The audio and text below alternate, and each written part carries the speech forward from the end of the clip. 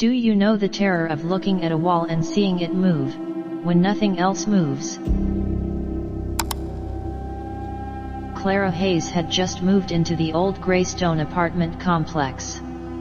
It was cheap, quiet, and conveniently located, but carried a reputation she did not believe in.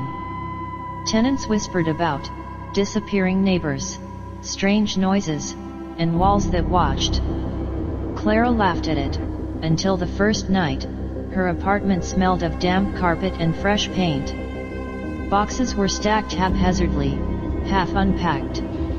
She hung her coat on the rack and ran a hand along the walls. They felt solid, normal. Or so she thought. By the time she unpacked her kitchen supplies, she noticed it, a faint ripple in the paint on the far wall. Almost imperceptible, like the wall itself was breathing. She blinked, rubbed her eyes, convinced exhaustion was playing tricks. Hours passed. The apartment grew colder than it should have been. Shadows stretched unnaturally across the floors. Clara tried to ignore the ripples, but every time she looked back, they seemed closer, deeper, and alive. By midnight, she lay in bed, staring at the ceiling. That is when she heard it, a soft scratching. Uneven, deliberate, like fingernails scraping across plaster. She froze.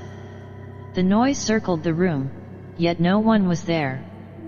Her reflection in the mirror caught her attention. At first, it mirrored her perfectly, then it lagged.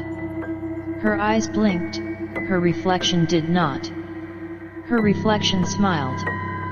Not a normal smile, but one that is twisted, wrong, and cruel. Clara bolted upright. The reflection pressed closer, reaching with hands she did not have. The scratching became whispering, faint and sibilant, "Clara! Clara!" Panic-stricken, she tore open the apartment door. The hallway was empty. Perfectly normal. But every apartment door along the corridor bore new scratches. Lines forming letters she could not fully read. The air smelled of rot and dust. The lights flickered like they were alive. She returned to her apartment. The wall had changed. Shapes moved beneath the paint, grotesque faces pressing, mouths opening silently, eyes following her. She grabbed a hammer, intent on breaking through. Every strike echoed like gunshots, but the wall absorbed it. Then it answered. The whispers became screams. Clara stumbled back, heart hammering, sweat running down her temples. She noticed something she had not before, faint footprints appearing on the carpet, trailing from the mirror to the wall. She followed them instinctively, each step heavier than the last. The wall pulsed beneath her fingertips, almost like it was breathing, waiting. She ran to the window. Outside, the city looked normal, but a thick fog curled around the building like a predator stalking its prey. No one was in the hallway. No one looked up when she screamed. Her phone had no signal. Every call she tried rang dead. Desperate, she turned back to the wall. It had grown darker, the shapes sharper, more detailed. Faces twisted in silent screams. One seemed familiar, a woman, eyes wide, mouth open, clawing as though trapped behind the plaster. Clara realized with horror these were the previous tenants. Trapped. Waiting. The mirror caught her gaze again. Her reflection was no longer in sync. It tilted its head slowly, smiled wider, and mouthed words she could not hear. The air around it shimmered, and Clara felt a pull, like invisible hands tugging her forward. She stumbled back, tripped, barely holding her hammer. Every instinct screamed to flee, but she could not.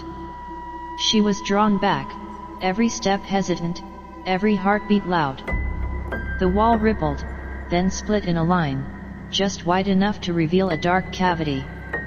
Shadows shifted inside, writhing, whispering her name, beckoning. Clara raised the hammer. Her hands shook violently. She struck the wall. The paint cracked, and the cavity widened slightly. From inside, a cold gust of air burst out, carrying voices, hundreds of them, all overlapping, screaming, whispering, pleading. She swung again. The wall resisted, thick and unyielding, but fragments fell.